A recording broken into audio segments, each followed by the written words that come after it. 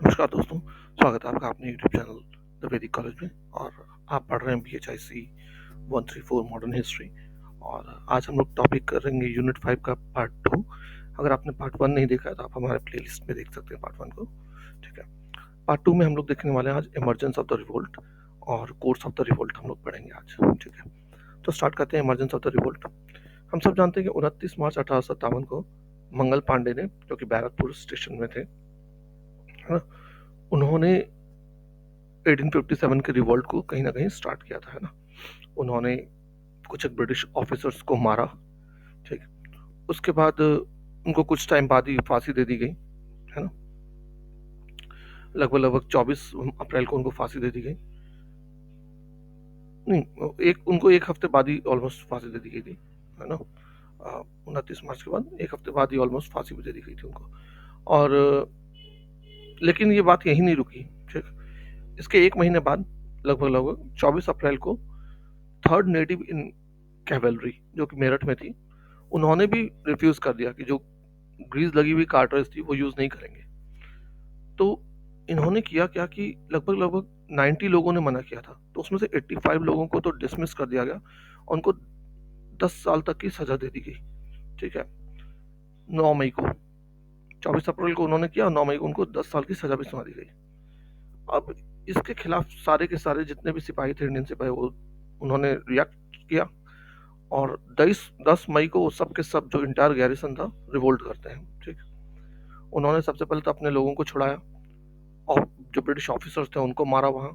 उसके बाद वो सब के सब डिसाइड करते हैं दिल्ली की तरफ मार्च करने के लिए। अब ये दर्शाता है कि वो कहीं ना कहीं पहले से वो लोग डिसाइड कर चुके थे कि हाँ भाई, जो ब्रिटिश राज है उसका ऑल्टरनेटिव क्या हो सकता है। ठीक है, तो हाँ, तो वो लोग दिल्ली से वहाँ क्या नाम है, मेरठ से निकलते हैं, दिल्ली की तरफ बढ़ते हैं धीरे धीरे। लेकिन जैसे ही ये मिटनी की बात, जैसे ही ये बात पूरी इलाके में फैली, तो जो लोकल्स थे ना, खास करके गुर्जर वगैरह जो लोग आसपास के सराउंडिंग विलेजेस में रहते थे, वो लोग सिटी में आए, लूटपाट की, दबा करके उन्होंने टेलीफोन वायर्स को काट दिया गया। जो अंग्रेजों के उस जमाने में, देखो टेलीफोन तो था नहीं, है ना, तो क्या तरीका था, हॉर्समैन होते थे जो मैसेजेस लेके जाते थे। तो अंग्रेजों के हॉर्समैन दिल्ली की तरफ बढ़ रहे थे मैसेज देने के लिए यहाँ के अंग्रेज ऑफिसरों को, तो उनको भी इंटरसेप्ट किया गया, रोका गया, है ना। और उसके बाद फिर जब वो जितने भी सिपाही थे दिल्ली पहुंचते हैं जब, तो दिल्ली के गैरिसन जो था उन्होंने भी रिवोल्ट कर दिया और रेबल्स के साथ ज्वाइन कर लिया। और इन सब ने मिलकर के जो पूरा बहादुर शाह थे, एम्पायर ऑफ इंडिया, उनको इंडिया का एम्पायर घोषित कर दिया। ठीक है, ये सब कितनी देर में हुआ, 24 घंटे के अंदर अंदर में हो गया।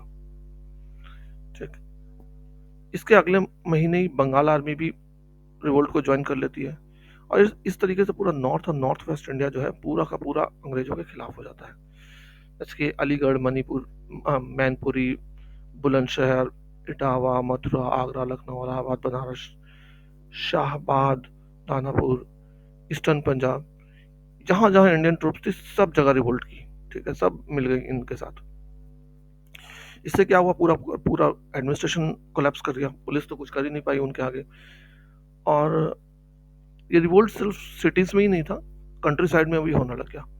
कंट्री साइड में क्या होने लग गया कि देखो, सिटीज में तो इस तरीके से हुआ कि लोगों ने कोर्ट जला दिए, जेलों को खोल दिया, है ना। और कंट्री साइड में हुआ, जो किसान था, पीजेंट थे, और जो डिसपोजेस्ड जमींदार थे, है ना, उन लोगों ने क्या किया, मनी लैंडर्स और जो नए जमींदार है उनके खिलाफ मोर्चा खोल दिया। वो क्या करते थे, जो मनी लैंडर्स के पूरे रिकॉर्ड थे, गवर्नमेंट का रिकॉर्ड था, है ना, वो सब जला डाला। जो गांव में कोर्ट्स थे, है ना, रेवेन्यू ऑफिसर्स थे, रेवेन्यू रिकॉर्ड्स थे, जो थाना था, उस सबको आग लगा दिया उन लोगों ने। ठीक, जितना भी मतलब कॉलोनियल पावर का जो जो सिंबल्स थे ना पावर के, वो सबको सब खत्म कर दिया गया। ठीक, और कुछ, और हर हमेशा ऐसा नहीं होता था कि गांव वालों ने इतना जबरदस्त आवाज उठाई हो, कई गांव नहीं भी करते थे, लेकिन वो लोग सबके सब रिबेलियन के साथ थे। अगर वो लोग अगर उनको साथ नहीं मिलते थे तो वो लोग उनको फूड देते थे, है ना, रहने के लिए भी जगह देते थे, अगर जब जैसे उनके ट्रुप्स आते थे, है ना। और जब अंग्रेज उनसे पूछते थे, इंक्वायरी करते थे, तो ज़्यादातर टाइम वो लोग उनको गलत इन्फॉर्मेशन दे देते थे। ठीक, इस तरीके से लोगों ने, गाँव के लोगों ने मदद की उस ज़माने में। सेंट्रल इंडिया में तो लगभग-लगभग पूरा का पूरा जो था, अ, जो रूलर्स थे सेंट्रल इंडिया के ना, जैसे ग्वालियर के, इंदौर के, ये लोग जो थे ब्रिटिशर्स के साथ थे, रूलर्स, है ना? राजा महाराजा जो थे उनके। लेकिन जो वहाँ के उनकी जो आर्मी थी, है ना? सिपाहीस थे, सिपाही थे, वो लोग रिवोल्ट करते हैं। लगभग-लगभग 20,000 ग्वालियर की जो ट्रुप थी, वो तात्या टोपे और रानी झांसी की रानी से जाके मिल जाती हैं और रिवोल्ट करती हैं। तो इस तरीके से पूरा का पूरा नॉर्थ और सेंट्रल इंडिया ब्रिटिश पावर्स के खत्म हो गया था। कुछ एक टाउन में ही खाली ब्रिटिश पावर रह गई थी, जैसे आगरा और लखनऊ में मेनली, ठीक। यहाँ तक कि जो सिपाही थे, उन्होंने आपस का जो हिंदू मुस्लिम का मतभेद था वो सब खत्म कर दिया। बिल्कुल एकजुट होकर के एक दूसरे की सहायता करते हुए वो लोग अ, दिखे, और चलो दिल्ली का नारा दिया सबने, और एक दूसरे के प्रति जान भी लगा दी बचाने में एक दूसरे को, है ना? और जहाँ भी वो लोग जाते थे वहाँ पे काउ स्लॉटर नहीं होता था, क्योंकि ये हिंदूज की सेंटिमेंट्स के लिए, सेंटिमेंट्स को रिस्पेक्ट देने की तरीके से था, ठीक। तो ये था आपका पूरा मार्जिन ऑफ द रिवोल्ट। अब हम अगला टॉपिक करेंगे, कोर्स ऑफ द रिवोल्ट। देखो, जब 1857 का रिवोल्ट शुरू हुआ तो उस जमाने में लगभग लगभग 45,000 यूरोपियंस थे, और इंडिया में इंडियंस कितने थे? 2,32,000, ठीक। ज्यादातर जो यूरोपियन यूनिट्स थी, है ना, रेजिमेंट्स थे, वो कहाँ थे? पंजाब की तरफ थे। पंजाब कौन सा? पाकिस्तान वाला पंजाब, जो आजकल पाकिस्तान है, उसको भी पंजाब बोला जाता है ना। उस साइड ज्यादा थे, क्योंकि वो रिसेंटली ऑक्युपाइड था। और दिल्ली से लेकर कलकत्ता के बीच में यूरोपियन रेजिमेंट्स टोटल कितनी थी? 5 रेजिमेंट थी खाली। जब 11 मई को मेरठ के जो म्यूटिनियर्स थे, है ना, उन लोगों ने दिल्ली से आगे निकल करके दिल्ली आए और आकर के बहादुर शाह टू को शहनशाह हिंदुस्तान डिक्लेयर किया, तो जून के पहले हफ्ते तक ही, है ना, हर जगह म्यूटिनी होने लग गई, रिवोल्ट होने लग गया। अलीगढ़, मैनपुरी, बुलंदशहर, इटावा, मथुरा, लखनऊ, बरेली, कानपुर, झांसी, नीमच, मुरादाबाद, सहारनपुर एटसेट्रा, है ना। जून सितंबर 1857 आते आते ये कहाँ तक पहुंच गई बात? ग्वालियर, मऊ, सियालकोट, बिहार में दानापुर, हजारीबाग, रांची, भागलपुर और नागौड़े, जबलपुर, सेंट्रल इंडिया में हर जगह आप देख रहे हो, लगभग हर मेजर जगह हो चुके हैं ये, ना, जून तक। सितंबर अक्टूबर आते आते तो ये पूरा का पूरा नॉर्थ इंडिया में फैल चुका था। लेकिन एक बाउंड्री बन गई थी, है ना, नर्मदा नदी इसकी बाउंड्री बन गई थी। नर्मदा नदी को पार करके रिवोल्ट नहीं जा पाया। और आप इसका मान सकते हो कि नॉर्दर्न एक्सिस, नॉर्दर्न जो बाउंड्री थी वो गंगा नदी थी, और सदर्न पार्टी जो थी, सदर्न बाउंड्री किसको मान सकता है? नर्मदा नदी को, ठीक है। तो ये एक था रिवोल्ट ऑफ द आर्मी। फिर रिवोल्ट ऑफ द पीपल, दो है ना। रिवोल्ट ऑफ द आर्मी के बारे में आप कैसे लिखोगे? देखो, जो सबसे पहले जो म्यूटनी करने वाले म्यूटिनियर्स थे, है ना, जो सिपाहीज थे, वो लोग गंगा को ही फॉलो करते हुए मेरठ से दिल्ली आए, है ना। अब ये लोग जहां जहां जाते थे वो अपना अपना वहां से अपने दूध भेजते थे, लोगों को समझाते थे, है ना, लोगों को गाँव गाँव भेजा जाता था, लोगों को अवेयरनेस दी जाती थी, है ना।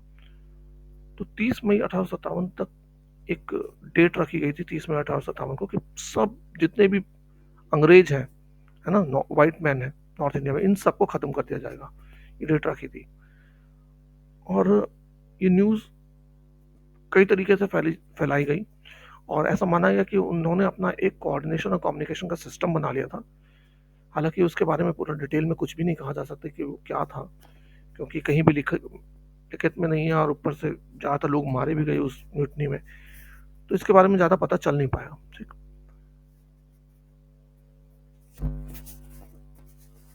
और पैटर्न क्या था? एक ही पैटर्न था इसका। किस तरीके से करते थे वो? जहाँ भी जाते थे वो लोग, जो हाउसेस जहाँ अंग्रेज रहते थे उनको जला दिया जाता था, है ना। ब्रिटिशर्स जो ऑफिसर्स थे उनको भी मार दिया जाता था, जो गवर्नमेंट के ट्रेजरीज थे उनको लूट लिया जाता था, जेल्स खोल दिए जाते थे, है ना। और अवध में तो एक तरीके से सिपाही राज ही घोषित कर दिया गया था, ठीक। Revolt of the people, revolt of the people, देखो आम आदमी का रिवोल्ट क्या था? आम आदमी का रिवोल्ट डायरेक्ट था, है ना। वहां लोगों में बात फैलने लग गई थी ग्रीस्ड कार्टरेज के बारे में, है ना। ये बातें फैलने लग गई थी कि भाई आटे में जो है बोन्स मिला के दी जा रही है, फोर्सिबल कन्वर्जन हो रहा है क्रिश्चियनिटी में, तो लोग डरे हुए थे अंग्रेजों से बहुत ज़्यादा, है ना। और टैक्सेशन वगैरह तो बहुत सारे कारण हम पहले ही पढ़ चुके हैं। तो लोग तो बस ढूंढ रहे थे कि कुछ मौका मिल जाए कि बस इनका कुछ किया जाए। अब लोगों ने प्लानिंग कैसे की? अब देखो, गांव में क्या था, एक दूसरे से किनशिप रिलेशन बहुत ज्यादा जुड़ा हुआ है ना, एक गांव की शादी दूसरे गांव में होती है ना, तो वो किनशिप तरीके से जुड़े हुए हैं। साथ में कास्ट टाइज बहुत ज्यादा है गांव में, है ना। तो वो लोग क्या करते थे, नॉर्मली सदर थाना में अटैक करते थे एक साथ, 30 से 60 गांव मिल करके, ठीक। और ये हर जगह सेम होता था। मेनली जो टारगेट में लोग होते थे वो होते थे tax collector, court officials, policeman, Banias वगैरह, है ना। करते क्या थे ये लोग, ट्रेजरी लूट लेते थे, प्रिजनर्स को छोड़ दिया जाता था गांव से, बंगलो जो थे जिसमें अंग्रेज रहते थे उनको जला दिया जाता था ना। तो यही तरीका था उनका नॉर्मली।